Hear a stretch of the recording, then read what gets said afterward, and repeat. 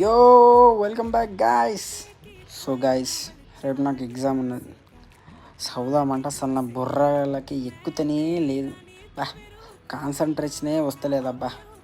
చాలా కష్టపడి చదువుదామని ఫోర్స్ చేసుకున్నాము, అస్సలు ఎక్కుతలేదు. ఇక నా కష్టాన్ని ఎవరు చెప్పుకోవాలా? మీకు చెప్పుకుందామంటే మీరు హ్యాపీగా యూట్యూబ్లో షార్ట్స్ చూసిపోతారుగా. మీకు నా కష్టం చెప్పినా పట్టించుకోరుగా, అంతేగా అంతేగా అన్నట్టు ఉంటారు. ఇక నేనే ఏదో ఒకటి చేయాలా.